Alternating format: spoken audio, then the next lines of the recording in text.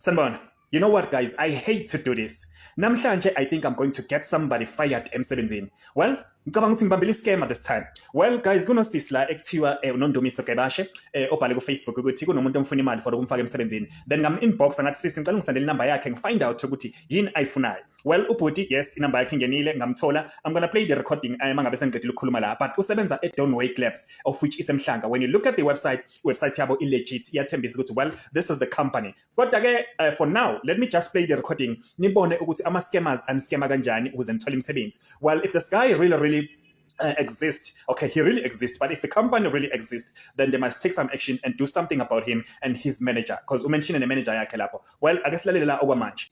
Hello. Yebo sawubona. Njani bhuti? Ngiyaphila bhuti. Zikhona nathi ukhuluma noLento nobhuti kaNondumiso Gebashe. Yebo bhuti. Yebo bhuti, ngifona nje ngiyakhala la kuwe mfowethu. Uyangitshela ukuthi sekuseduze athola umsebenzi engathi uyamzamela lapho.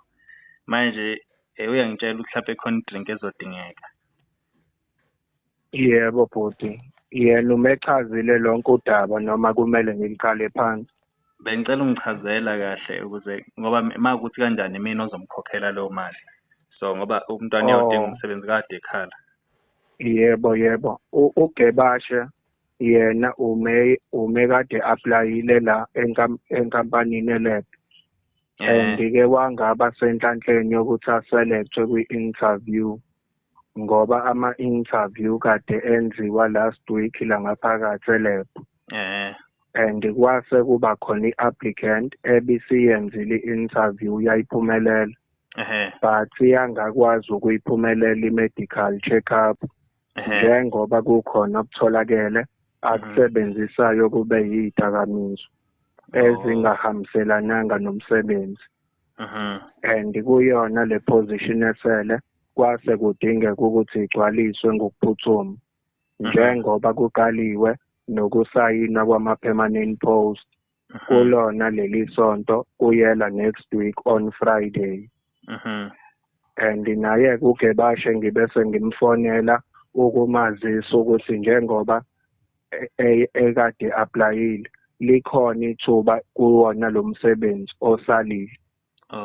Ngase ngimfonela njengomuntu okade ngibona ukuthi i-CV yakhe ikhona but akazange aselectwe kwi-interview ukumazisa ngethuba leli elikhona elipermanent. Okay, so ilento ilab ikuphi nendawo? Ilab la eMhlanga ku-31 Inrix Lane. I-Donwake Laboratory igama layo. Okay. Ngoba ne-website mengingayithumela kuwena nge-email. No, unginikile ngase ngiyi-check nami ngabona ukuthi into ekhona legit.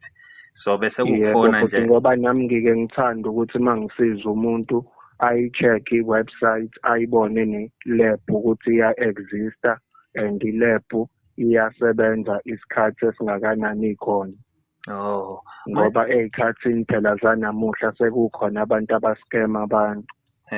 Manje Lento put intando uthi usibiya ngithi isibongo. Yebo Ntando usibiya okhuluma naye impela bhuti. Okay. Bengifisa ukwazi ukuthi mina mhlambe ngawaphela nayi drink le oyibiza ayishila ngazi kodwa mhlawumbe usazongitshela kahle. Yena uzohola malini ngenyanga? Kwi-position le ka-health and safety.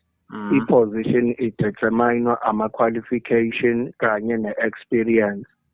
Ngoba yena ungazisile experience yakhe ngase ngimazisa ukuthi i-position njengoba iqala ku-14 kuya ku-33 yena i-take home yakhe kuzoba u-19,800 included ama-benefits lawo engiwabalile. Ngoba ama-benefits esinawo kuba i-medical aid, i-education fund, i-pension fund kanye ke ne-house allowance ne-car allowance. Okay. Hayi cha ngizokela kumsebenzi omuhle lo. Manje mawukuthi ngiyayikhokha mfethu ngoba ngizolento ngicela sizomela ngivele ngimfakele le mali. Ngizolento ngizoyikhokha kanjani mhlambe ngizotransfer account noma? Ngike ngamchazela ke bhuti ukuthi phambilini imithunyelwa kwi-account yakhe manager nale yami but njengoba inspector bewa check ama accounts ethu njengoba kukashwa. Wayesecela umanager ukuthi ngoba naye njengoba ethatha umsebenzi o-inspector bazokuthi interview wayekade eyenzile njengawo wonke umuntu oqashiwe. Ngoba nama-documents amnika umsebenzi ayakuconfirma lokho even enkantolo.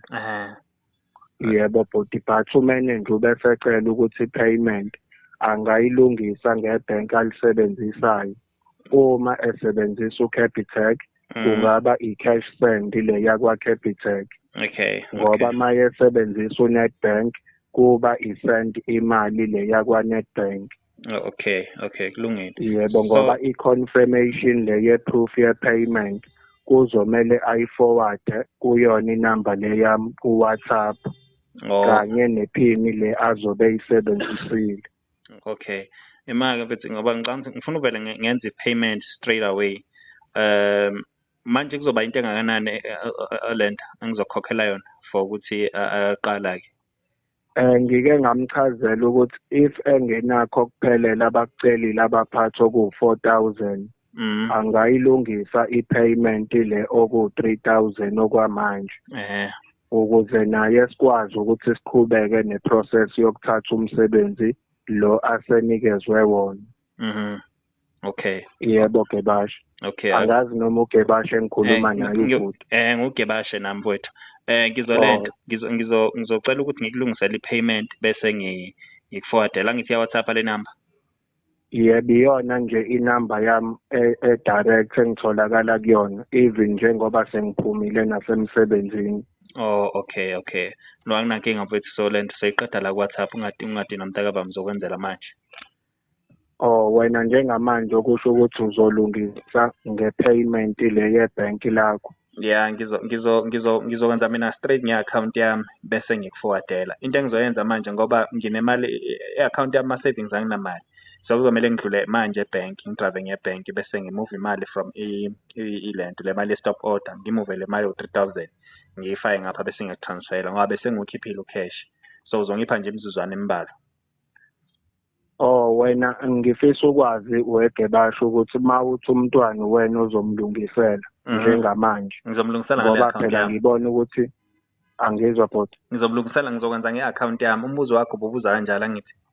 Yebo, mengibuza ukuthi i-transaction ozoyilungisa ngayo kuzoba yaliphi ibhenki? Mina ngu-Capitec bhuti. Okusho ukuthi uzokwenza i-cash send le yakwa-Capitec. Yebo. And then ubusuyaforwarda i-proof le ye-payment. Ye-payment, yes. Alright. Okusho ukuthi ake ngikupheke isikhathi Gebashe. Alright, ngiyabonga bhuti wami. Sure. Soxhumana manje mase ngikwenzela. Angizwa bhuti. Soxhumana mhlawumbe in 30 minutes mase ngikwenzelini. Alright, ake ngikupheke u-30 minutes. Alright, sure. Thank you bhuti. Hello. Nandu njani? Ngiyaphila njani bhuti? Ngikhona nami. Kade ngimfonele ke lo bhuti lo uNtando ne. So ungisendelile ama scammers amaningi amanye ayenza lento okwenza because bahlakaniphile benza lento zama website manje. So ube careful because bangakwazi ukwenza ama email angathi legit, bangakwazi futhi ukwenza ama website ne. Okungenzeka ukuthi company ya exist angikho sure, okungenzeka futhi ukuthi exist, but noma ngabe ya exist noma ngabe I exist, you don't pay any money, yes. Just khohlwa lo msebenzi. Mina nayo into ekumele siyenze is to expose lo muntu mangabe khona i-company exista kumele vele axoshwe ngoba vele kushuthi uyabheda, uyabo? Ngoba kumanje nawe uyangifonela, uke wangifonela before ngangayiphenduli, so njengoba sikhuluma ngiyayizwa ifoni yapopa, so I think sase uyena uyangifonela. No, ungasayibamba, just block him. Nami ngizomblocka on this side. Into engizoyenza manje mina, I will just play along recording on Facebook. Abantu bayibona ukuze bezoba aware because ngicansi baningi abantu abafola for iscam esifana nalesi, ne? Okay. So ngicela uqhubeke uapply, ungene nalapha ipage lami, ucheck khona ama email engiwashare. Information esharewa yimina emsebenzi, information legit engisuke ngifonile ngaconfirm ukuthi iyasebenza, ne? Angeke kuze kwenzeke lutho. Kwesibili, mangabe kwenzeka mhlambe content khokha la ngi-apply kuma post mina, ungazise immediately noma ngabe kuthiwa postanga mina, so that I will do a follow up and check. But I don't think this guy is legit. Mayikhona i-company kanje okungenzeka ukuthi abazi ukuthi benza lento of which kungale komthetho ngoba ukwazi ukukhokhisa umuntu imali ngo-4,000 rand mawuphila kahle engasebenzi uthi akayithathephi, yabo? So Ehhe. yeah, so ngiyabonga ukuthi ulento ungene ku social media ukhale ngalento then ngiyi-attende. Sithemba ukuthi izoba nemiphumela emihle mawukuthi ukhona uya-exista. If ukuthi leya web address i-fake bayenzile, then we won't be able to get him, but kumele abanjwe aboshwe. But I think iyasebenza Bhutiza cause imisebenzi yakhona ivelile eminye njengoba ngisho ngangenza nga-apply before. So mangithi mangisathi ngiyangena kwi-website yabo isavela but manje ase-closiwe ama-post wakhona. Close. Ase-closiwe ama-post wakhona wona kodwa ngathi i-company yona ekhona. No, hayi shuthi yena seyozwa ngabantu ukuthi sim-exposile kumele asuke eqashwe abantu aba-right abazofaka abantu emsebenzini ngokweqiniso. Because ayikho right lento ayenzayo. Uyawenze kahle nje washesha wayikhuluma lento. Wena umsebenzi usazothola usemncane ngikubonile usefresh usemnkulunkulu uzokuhambela uzokhanyisela ukuthola umsebenzi. Just forget about it. Ngiyabonga Bhutiza, ngiyabonga kakhulu. Alright, Hayi cha ke ngisamnika lutho. Thank you, ngiyabonga sisi. Okay, ngoba hayi nokufollowa ngiyakufollowa nje ma-page ku-TikTok nakona futhi Facebook ngiyakufollowa. But ama-post we-safety officer ngaze ngiwabone. No anginankinga uqhubeke nje u-apply mangabe ngizoqhubeka nami ngizame mhlawumbe ngi-check no safety ntontoni. Okamanje bengisafocusa kulento zama-warehouses accommodate nabantu abangena matric nabano matric ne nabanama qualifications. So ngizole ngi-checka kancane kwama department kancane kuzokhanya. Hayi ngiyabonga Bhuti kakhulu. All right, sure. Sharp. Yep, that was it, guys. So, I hate this feeling of ukwenza umuntu mhlawumbe ukuthi ngempela inkampani ya-exista ukuthi aphelele umsebenzi. It's not who I am. But mina-ke ngifuna uqamba manga into nje mayibheke eceleni sekibheke eceleni. Mangabe uzokwenza ukuthi abantu bakhokhe 3,000 ekubeni befuna umsebenzi. Ukuthi abayithathe leyo mali makuthiwa uyaphila kahle ekhanda. So yes, guys, if the company exists, igama layo Don't Wake Lab.